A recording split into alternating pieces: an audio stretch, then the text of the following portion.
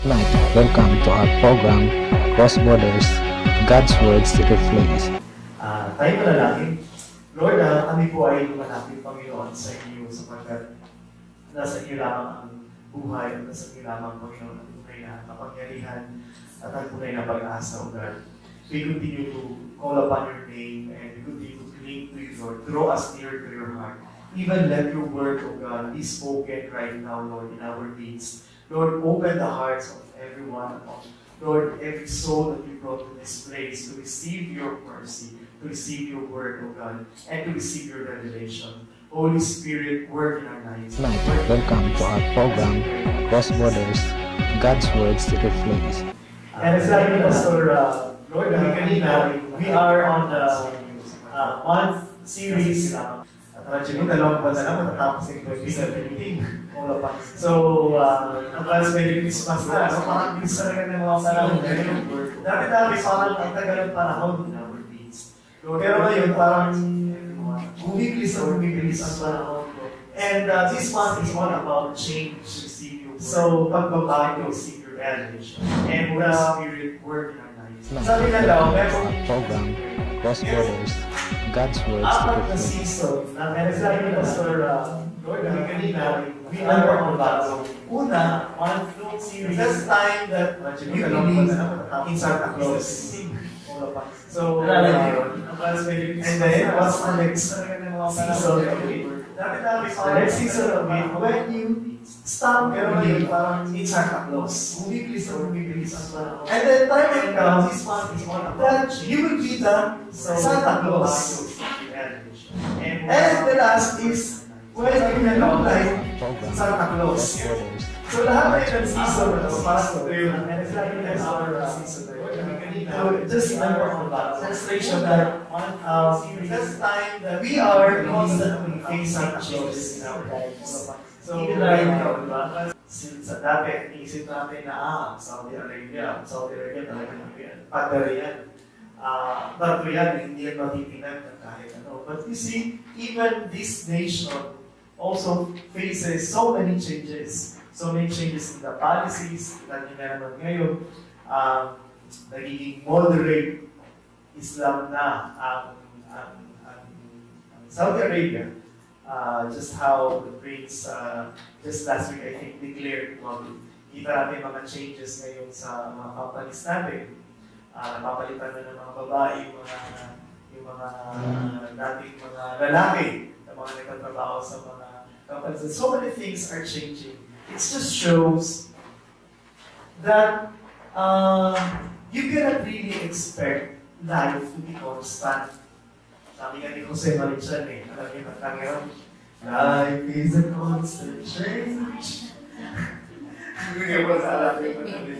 Ibig sabihin na the only thing that does not change is change. So nagbabago talaga yung mga bagay-bagay. It's found in Ecclesiastes chapter 3, verse 1 to 8. Okay. There is a time for everything. Can we all read this together? There is a time for everything. A season for every activity under the heavens. There is a time for everything. A season for every activity under the heavens. A time to be born and a time to die. A time to plant and a time to uproot. A time to kill and a time to heal. A time to tear down and a time to build. A time to weep and a time to laugh. A time to mourn and a time to dance. A time to scatter stones and a time to gather them. A time to embrace and a time to refrain from embracing. A time to search and a time to give up. A time to keep and a time to throw away. A time to tear and a time to mend. A time to be silent and a time to speak. A time to love and a time to hate. A time for war and a time for peace. Ang nagsulat po nito ng Ecclesiastes ay si Solomon, the wisest man who ever lived on earth. The wisest and the richest man who ever lived on earth. He was given this hearing from the Lord, what the Lord asked him, ano, Solomon, if there's anything that you want from me, what is it that you ask, that you will ask from me? Of all the things, Solomon asks for wisdom in order for him to be able to become an effective ruler of Israel. And God was so pleased na of all the things that He asked wisdom. Siguro kung tayong tatanungin, kung tatanungin ka, if there's anything that I will give you today, anong gagawin, anong hingi mo? Siguro sasabihin natin, sports car, di ba? Yung red. Most of us would ask for material things maybe, but Solomon, he asked for wisdom. But because of that, God did not only give him wisdom, but also all the riches in this world. But you see, how ironic it is that the man who lived wisest and the man who lived as the richest man, he wrote Ecclesiastes, na kung saan, in Ecclesiastes, he was like showing, the whole Ecclesiastes is about the negativity of life. He is saying that you are working so hard, but when you die, what will happen to all your work? You're working under the sun for day in, day out, but then after that, everything will just be meaningless. Sabi niya, everything in this world is meaningless. He was just saying that truly for a man who does not have God in his life, everything really seems to be meaningless. That even if he, being the richest man, still, if he nakita niya na kahit pala na kung wala pala ang Panginoon, his life will still be meaningless. Di ba na-experience natin yan? Na you have already come to a point na parang you feel comfortable already in your life. But still, you cannot hide and you cannot turn away from the from the sense of emptiness inside of you. One of the things that he wrote is this time for everything. And then he said that there is a time for everything and a season for every activity under the sun. So parang, and he started with, there's a time to be born. And of course, there's a time to die. Diba? Mapapansin namin, when you were a little kid, dati, anong problema mo lang dati kung paano maglaro, di ba? Hindi mo pinoproblema yung mga pinoproblema mo ngayon sa buhay. Di ba? But you cannot stay a child the rest of your life. You will have, whether you like it or not, you will really have to move on to certain changes in your life. And actually, no one will really experience, kahit tayo, di ba? Galing sa maliit, lumaki tayo ng lumaki, di ba? Hindi tayo nahinto. Dati kang payat, medyo lumaki, tapos kung ngayon ulit, everything is changing. Everything is changing. So, we may face many problems that seem to contradict with God's plan, but these should not be the barriers to believing in Him. Dito kasi, para sasabihin mo ba, hindi ba pwede, Lord, na pwede ba na wala na lang problema? Lord, hindi ba pwede na lahat na lang kami ay mahayahaya ang buhay? Lord, hindi ba pwede wala nang hirap? Wala nang kahirapan, wala nang pasabik, wala nang problema kahit na naranasan. But, you see, even if life will be like that, siguro parang isang lang isipin, pero kung nandun ka sa ganong klase ng buhay na constantly, gano'n na lang yung buhay mo, magiging boring din yung buhay. Kaya di ba, even the seasons in this world, hindi namin na-experience sa Pilipinas na no? Pero sa mga bandang Amerika, they experience throughout the year the 4 seasons of the year. They have the fall, they have the winter, they have the summer, and they have the spring. So lahat ng ito, walang taong na lumipas. Ang sabi ni Lord sa Genesis, I think Genesis chapter 27, na hanggang buhay, or hanggang buhay ang mundong ito, these 4 seasons will continue to exist. And true enough, in a whole year, nangyayari talaga yung 4 seasons na yun. Amazing, ano? And that just shows that sinasabi ni Lord sa atin during this season na ito na hindi ka pwedeng tumigil sa isang season lang. Kaya naman, sumigil ka. Kaya minsan, kapag nasa baba taas ka, time will come that you will again have to go down. And then from going down, you will have again to go up. So it's a cycle. Parang ang method, kapag nandun lang siya, hindi yan makatakbo, nakasteady lang siya. Ang walang change lang na mangyayari ay kapag patay ka na, di ba? When you're already in the grave. And in here, timing is very important. The secret to peace with God is to discover, accept, and appreciate God's perfect timing. Say. So, ang danger lang kapag meron tayong kapag nasa season tayo ng change is to doubt or resent the timing of the Lord. Marami sa atin, di ba, na ang problems usually nag-i-exist because may pangyayari iba sa kagaya ng ating ina-expect. The things that are not along with your expectation or along with your desire, we consider it all a problem. And we don't look at it as, most of the time, we do not welcome problems in our lives. And we do not welcome changes in our lives. Madalas kung ano yung nakasanayan natin, yun na yung ating ina-embrace. And that's why most people actually do not want change. And yung pasalamat tayo when our new president came to us, suddenly we felt some kind of change in our country. But still, you will see that there are many people who resist it because change is really difficult to embrace. And change presses us out of our comfort zone. Makita niyo dito, there is new way and there is an old way. Naalala ko, si Jeff, bagong race yan. Ouch. Jeff, pakikita na ng ngipin mo, Jeff. Okay. So, why is it that people undergo such treatment para maayos yung kanilang ang ngipin, di ba? And, tanongin mo si Jeff, is it comfortable to you right now? No. Namayat ka na Jeff. So, in order for you to have a new way from the old way, you cannot expect new things to happen if you do things the same way.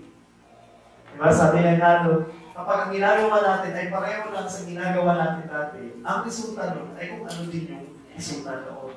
But if you really want some changes in your life, it has to happen. Like here, sa pagpapabrace, kailangan talagang dumaan ka ng pain. Wala namang siguro nagpa-brace na hindi dumaan ng ganong pain. Ako, nag-brace din ako dati bago ako nag-saulat. Tama ako kung gano'n nahirap kumagat, magmumuya, tapos every time na i-adjust siya, sasakit na naman. Nung una, masakit. Tapos after a certain time, diba, let's say after a month, medyo nag-a-adjust siya. Nakaka-adjust ka. Tapos, pupunta ka na naman sa dentista. Tapos, i-adjust ka naman, mararamdaman mo na naman yung sakit. But why do you go through that? Kasi alam mo na mayroong patutunguhan. Mayroong mag-a-align yung ngipin. In the same way, in our lives, God wants us to know that you really need to welcome change in your life. From the old way to the new way. Yung mga dati mong nakakasanayan, sa ngayon na hindi mo na nakakasanayan. Lagi ko itong sinasabi, testimony ko lagi na, dati, ang buhay ko ay talagang nakakasali ako sa TV, sa mga pelikula. But when God started to call me for a change in my life, na tanggalin sa sistema ko yung panunood ng TV kasi it's not helping me. Sabi ko, I want to grow, Lord. I wanted to really grow in my faith and my Christian walk, and I wanted to be used more for you. Pero nakikita ko na parang maraming unproductive sa life ko. Pinakita ni Lord, unproductive sa life ko, di ba dito sa Saudi sa atin dati. Wala naman tayong libangan dito lang, kundi TV. Dati naglagay pa ako ng OS ngayon sa mga akong stay dito for 1 year. Then after that, I cut it because I saw that I have a lot of free time, pero unproductive pa rin ako. And God had to show me, Lord, what are the things that I need to change? And one of those is that. So, for several years now, I think 3 years now, nawala na akong TV. And I saw it that it was really a very powerful change in my life. And it opened to so many other doors as well. So maraming mga habits na mga brinake ni Lord, kagaya ng habit ng pagbababad sa Facebook, di ba? Pagbababad sa social media. You know, these things are, social media is good, but you know, when this will have control over you, it will make you unproductive, and it will just bring all the garbages in this world to you. Tama ba?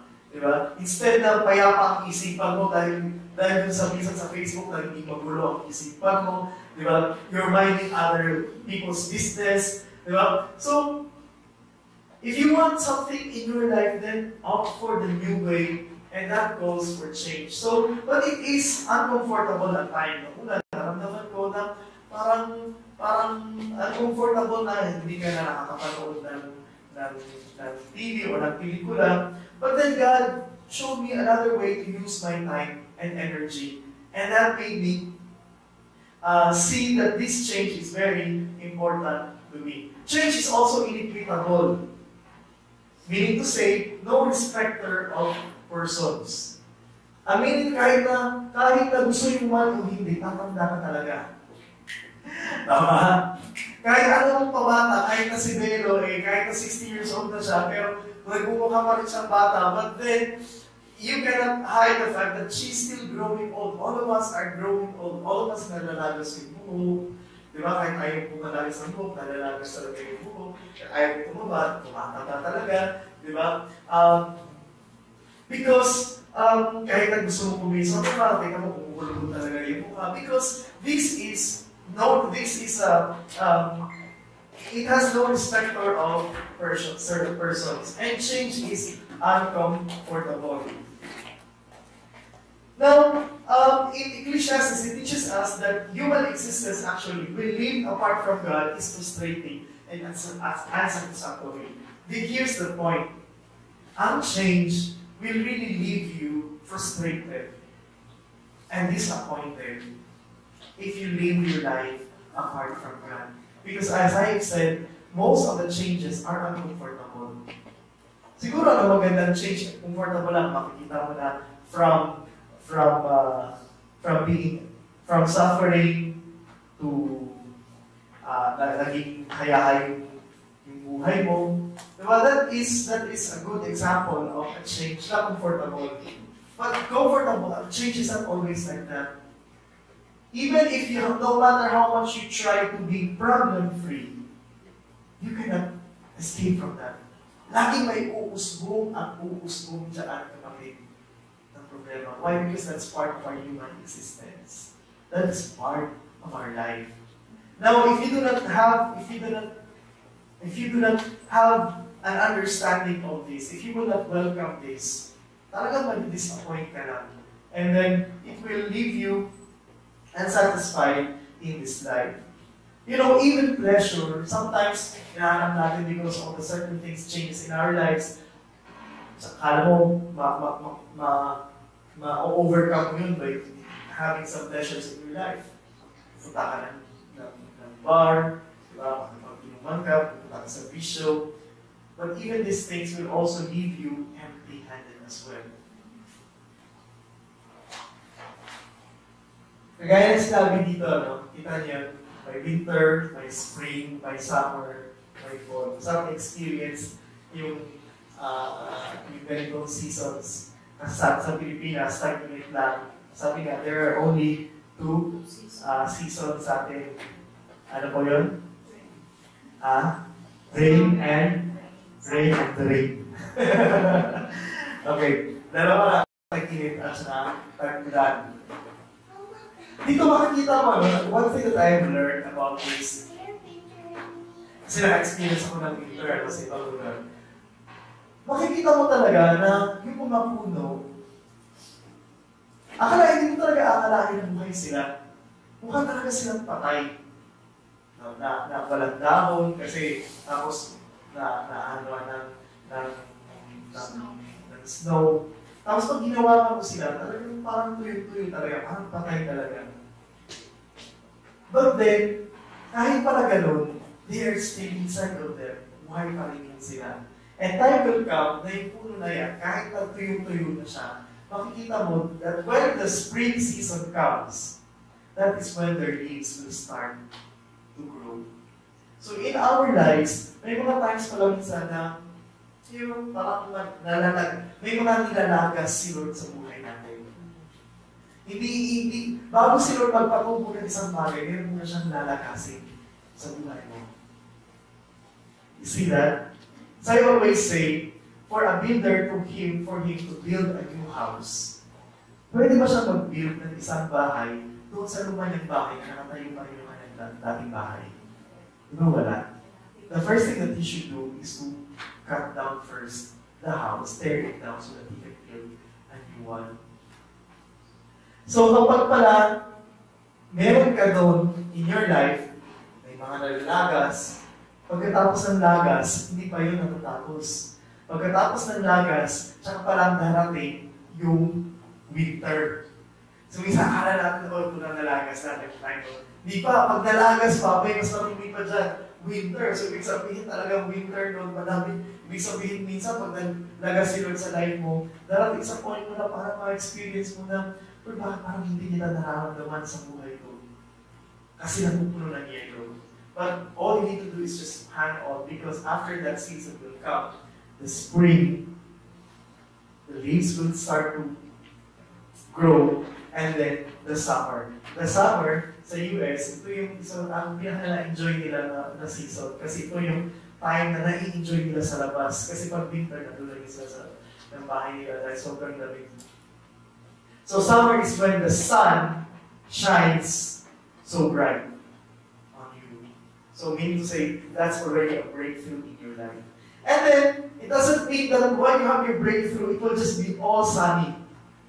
Again, another season will come again. Next level ng paglalagas. Kasi hindi lahat yan nalagas. Mayroon ulit na next season na ilalagas ulit si Lord sa iyo in order for you to continue to grow and grow and grow.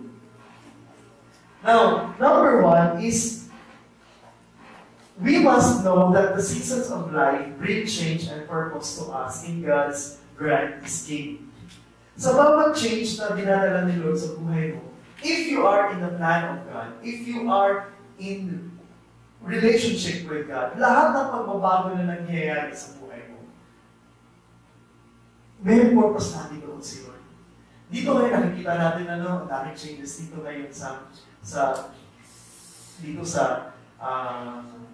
Saudi. May mga kapatid tayo na mga na-terminate. May mga kapatid tayo na nabago yung schedule. All of it, as we always say, you know, if you are not in the Lord, you will be really scared. You will really be disappointed. But when you are in the center of God's will, you can have peace in your heart. The Lord, there is no amount of circumstance that can take me away from God's plan for you. Again, if you are in the center of the will of the Lord, there is no circumstance that is able to take you away from the plans of the Lord. God is sovereign. God is sovereign even in all of these changes. And that's why manatag ka, kahit ano mangyari, nagkakagulong sa paligid mo. But in your heart, I know the Lord, I know na kung plan mo, ako na manatili dito, no one can touch you. But if it is your plan for me to move, then it is also your plan for me. Sooner, lahat tayo dito hindi permanent, dito sa Saudi. Like me, personally, I'm here for 5 years now. And in the same way na kung paano ako dito nilalad ni Lord, the same way that God will also take me out and pull me out from this place according to His timing. And timing din yung message na ito because geographically there will also be a new change in the coming months. God will be bringing me to another place, in the coming months. And that is part of the scheme of the purposes of God. So, if you're not in the room, or sometimes you will resist it. But when you know that it is the Lord who works in all things, then God is also the one who will purpose this for us. So ngayon ulit, babanggitin ko ulit, ano man, whatever the season of life that brings change to you, and the purpose of God to you, then it has a purpose according to God's grand scheme for us. So ano lang ang assurance na dapat na meron ka for you na makita mo na hindi karugian ang change na ito. It is only when your life is closely connected to the Lord Jesus Christ. Number 2 is God is sovereign. To everything there is a season. To laugh, to cry, to have plenty, to have less. So minsan na-experience natin yung gano'n na meron tayong experience na medyo masaya tayo, di ba? Pero hindi ibig sabihin nun na lagi ka na lang masaya. Imagine mo na lang na that brings spices to your life. Now, there's a time that you cry, that there is also a time that you laugh. There is a time that you have plenty. There is a time also na medyo short ka rin. Okay, na minsan, kailangan ba just kahit isa na muna yung kainin ko kasi parang wala pa akong budget. It doesn't mean that God's leaving you. It just means that there is a season for that. Sabi nga ni Paul, sabi niya, I have learned the secret of life. I know how to be blessed in the times of having plenty. I know also how to adjust in times of my crisis or of my scarcity, yung kakulangan. So sa atin ganun din, di ba? Marunong tayo, lalo sa Pilipino, marunong mamaluktot ang tawag doon. But let's just say that we know how to be secure in all areas of life, right? Kapag dating ng blessings, pasalamat tayo, so you to honor God. Huwag natin kalimutan na i-honor sa Lord in times of blessings. Naalala ko sabi ni Lord sa Israel. Sabi niya, when that day comes, I will bring you to the land of my promise. Please remember this. Please remember me in times of your abundance. Sabi niya. Alam ni Lord kasi i-bless niya yung kanyang mga tao. Pero ito lang sinabi niya, please remember me in times of your abundance. Bakit? Kasi may tendency pala talaga ang tao na kapag in times of abundance, nakakalimutan tayo kay Lord. Because we tend to become self-sufficient. We tend to become self-centered. We tend to rely on ourselves. Kaya dinadala tayo ni Lord sa season na kakulangan para matuto tayo magpakumbaba sa Panginoon. Matutunan natin tumawag sa Panginoon. And when you humble yourself before God, that is what gives glory to God. So even pala in blessings, you can still humble yourself before God and God will be honored and pleased. So God is teaching us that thing. Now, God is sovereign. God is sovereign as we experience life changes. Ito yung assurance ang binibigay ni Lord sa iyo.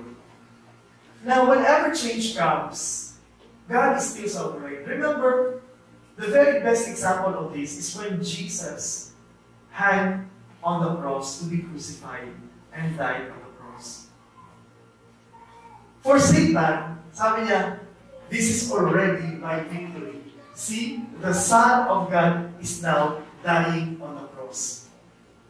But, because God is sovereign, He was able to bring that crucifixion of Christ to fulfill His purpose.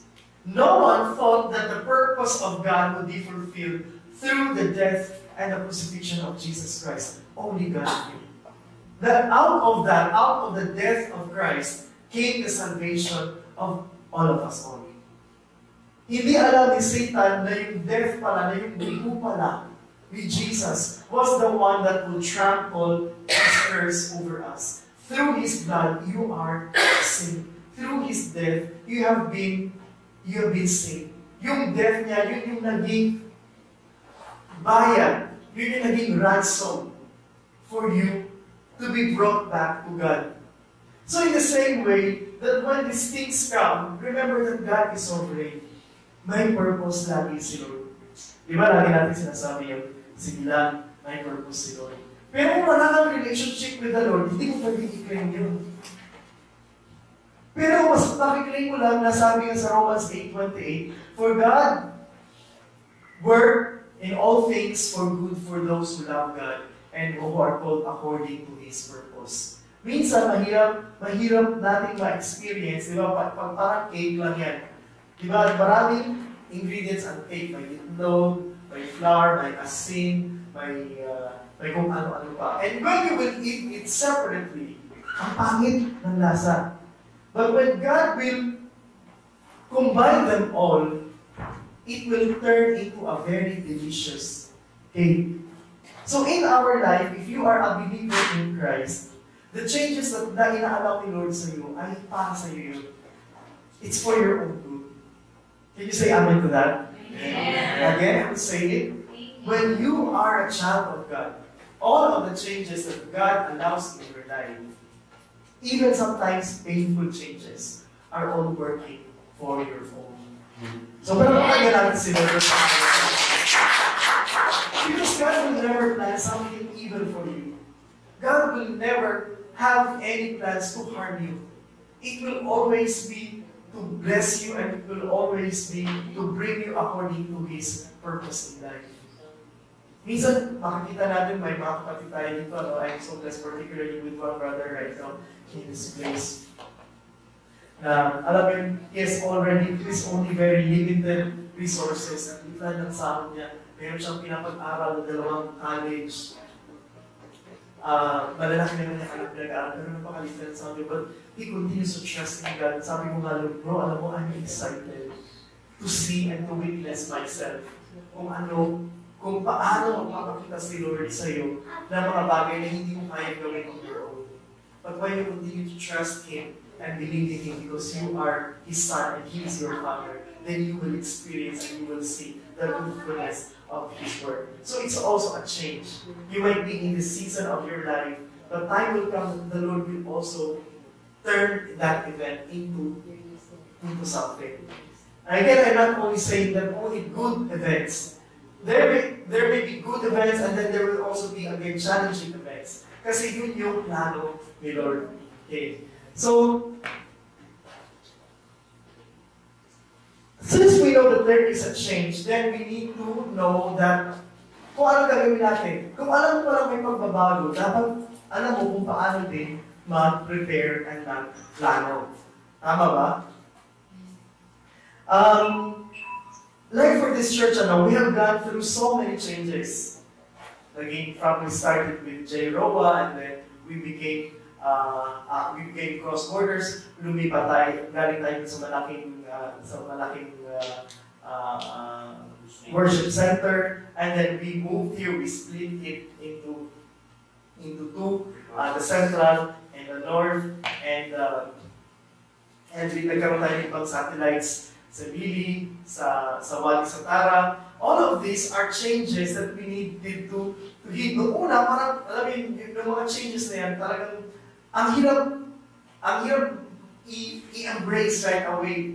Kasi nakasalayan natin na, okay na tayo dito. But, you know, I remember, the reason why the gospel spread throughout the world, alam niyo ba kung paano? It's through the persecution during the early days of the apostles. Noong una, nandun lang sila sa Jerusalem. Okay, dito na tayo, friendship na tayo dito. And they are growing in numbers. Daily, they are growing.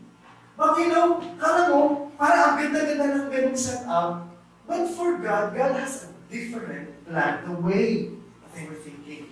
And what happened? God brought persecution to them.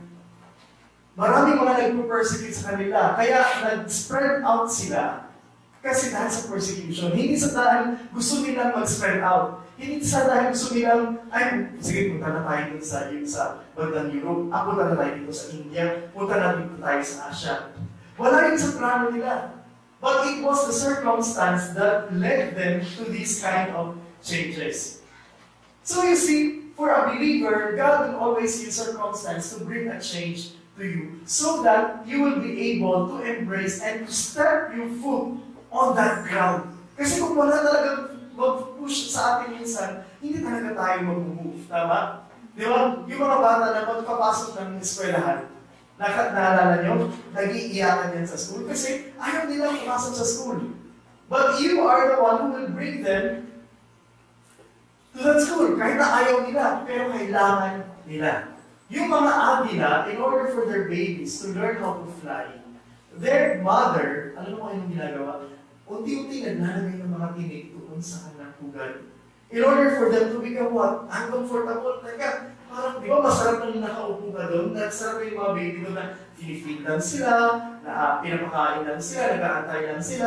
For a season, yes, that is right. But while they are growing up, it's not good that they will remain where they are. So, unti-unti bibigyan ng uncomfort ng mga tinik ng nanay nila, yung kanilang pugad, in order for them to learn to step out, paano sila makaalis at paano sila makalipad. That's the same thing that God is doing for us. That's the same thing that God is doing through the changes to us. Now, then what must we do? We must resist our reluctance to face inevitable change. Sabi nga, it is not the strongest of species to survive, nor the most intelligent, but the ones who are responsive to changes. Kung tayo ng ating Pangulong Aquino, pero din, ang dami din nag-resist. Lahat na lang ng leadership, parang merong resistant. Kahit sa ibang bansa. Ngayon, kay Trump, nanalo president, pero ang dami din mga nag-resist. Nung tayo, ang dami din mga nag-resist. So, what will happen if you will not welcome change in your life? You will be stuck to where you are. But the reason why God is allowing changes in you is because He wants you to move on to the next chapter of your life. Therefore, ano pala dapat ang response natin? Ang response natin is to accept the changes. To accept the changes that God is in your life. So, number one, to a certain degree, we are creatures of habit and resist change. Bakit ayaw natin ng pagbabago? Kasi, nakasanayan na natin. Di ba? Nakasanayan mo lang matulog ng, let's say, ng madaling araw, kaya kahit pag dumating na yung time na kailangan gumising ng umaga, ang hirap mong mag-adjust. Kasi, yung habit mo of sleeping late in the evening, na-develop mo na. So, kapag isang bagay na na-create, nagiging habit mo na, hindi na yung mag-break pa. So, pero anong ginagawa nilo? Nag-break siya ng mga habits natin. Diba? Kaya may changes na nangyayari sa atin kasi binibreak na yun. So, ano ba yung mga habits mo, for example, right now?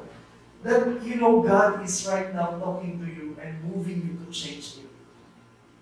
Then allow God to change it. Allow God to break it. Number two, God uses change to promote our growth and His glory. I remember, sa amin, sa company, sa office, meron kasi, yung dati ko kasing office, talagang comfort zone na namin. Comfort zone ko na talaga. Nandun kami lahat, ang sasaya namin mga magkakasama sa division namin, sa finance. Tapos parang ang ganda ng environment namin. Tapos parang relaxed masyado ba? Kasi wala masyadong nakabantay, na bossing. So parang we are free and we are very comfortable in there.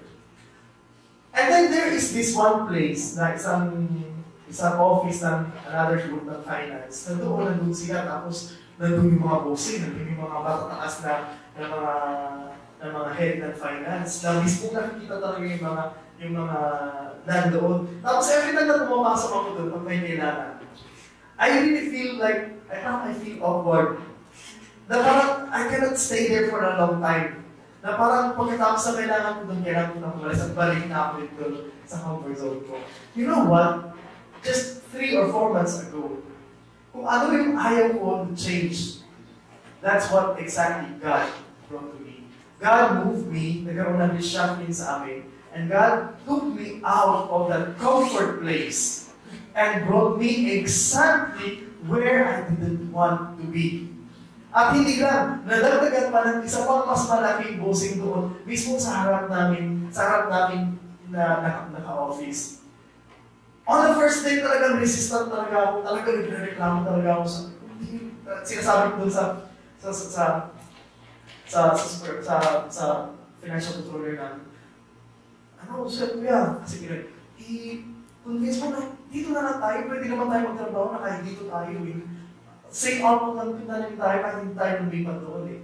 Pero sabi, no, it was an order from the top management. Ano ba yung question mo pa yung decision ng top management? That God spoke to me.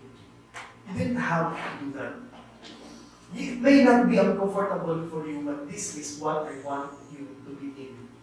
And you must adapt to these changes. And you must develop the disciplines na hindi mo ma-develop doon sa nunandun ka. So I realized that God brought me there because God wanted me to welcome that discipline na dapat meron ako. Na hindi ko pala siya madidiscipline, hindi ko pala madidevelop kapag nandun ako sa office na yun. So you see, gusto ko lang na nandun lang ako kasi gusto ko dun kasi comfortable ako.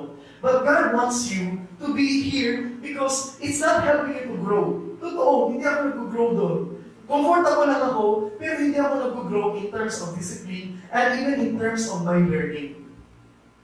Tama? How about us? Minsan gusto natin doon lang kasi ayaw mo na komportable ka rin doon, pero may opportunity pala.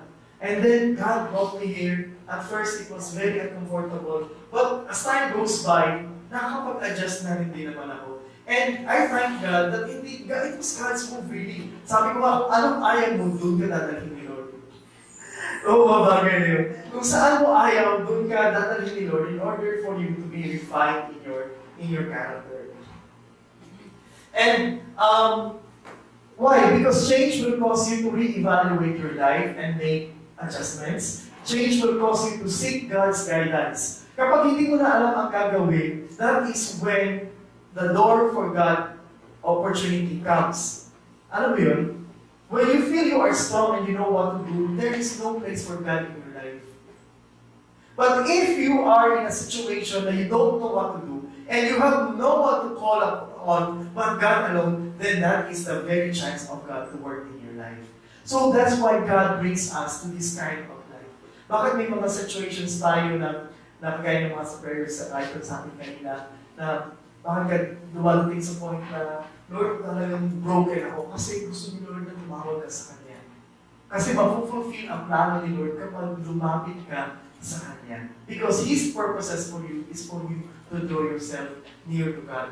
And change will cause you to depend totally upon God. How many times have you experienced that? Hindi mo alam ang gagawin. But when you called upon God and depended on God, nakita mo, Lord, it worked. Lord, wala akong trabaho dati. Lord, ganyan po nangyari sa kumpanya ko. Lord, na-terminate ako. Lord, hindi ako pinapasahod. But Lord, when I surrendered my life to you and depended my life on you, di ba, Brad Michael? When I depended my life on you, Lord, dito ko nakita na nag-work ka. So it is only in the time of your dependence on God that you will really see, my friend, you will really see the power of God that will work in you. So kaya pala, delikado pala, I remember, ang sabi ni Pastor David Hernandez, one of my favorite preachers ang pinapakinggan ko. There are many seasons of life or tests of life, one of which is the test of blessing. Parang sa buhay ni Joseph. Dumaan si Joseph, the dreamer, ng napakadaming tests, ng napakadaming seasons.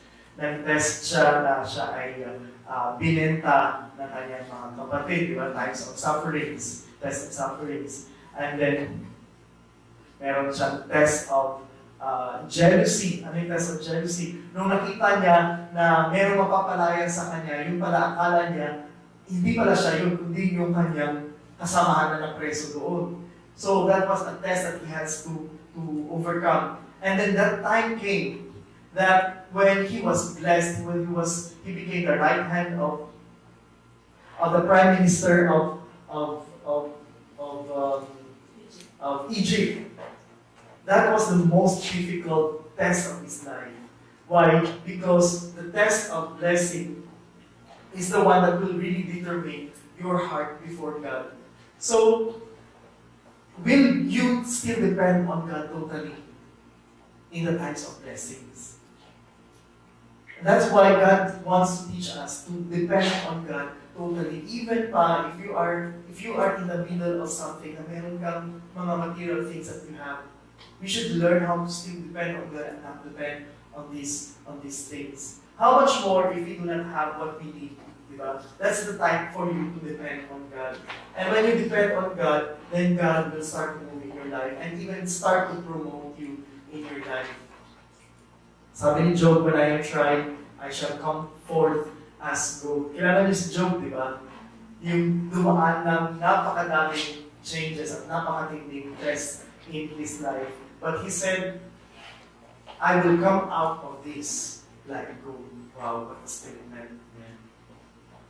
We will come out of these changes as gold if we will continue to trust in God. We must adjust our attitude in order to face change humbly. I will read this Philippians chapter 4, verse 11 to 13. Not that I speak in respect of one, for I have learned in whatever state I am, therewith to be content. I know both how to be abased, and I know how to abound. Everywhere and in all things I am instructed both to be full and to be hungry, to both abound and to suffer need. I can do all things through Christ which strengthens me. Welcome sa Kanya yung abundance. Maraming pagkain, maraming blessings. Welcome din sa Kanya kapag time na medyo kailangan mag-adjust, medyo kailangan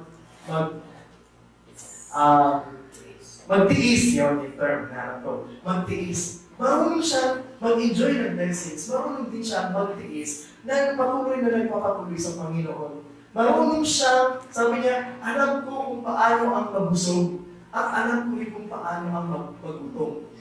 Alam natin kung paano mag-rejoice kay Lord in times of abundance. Alam din natin kung paano mag-rejoice kay Lord in times of our fasting. Di ba? Yung 5 days fasting natin, di ba? Nakita mo na, ang sapang din pala, yung na nandun ka, na feasting on God, even if there is no physical food. So in all of these things, I can do all things through Christ who strengthened us. I read to you today this word. What is the season of life that you are now? That's for tonight in Cross Borders, God's Words Replays. See you next week and God bless us.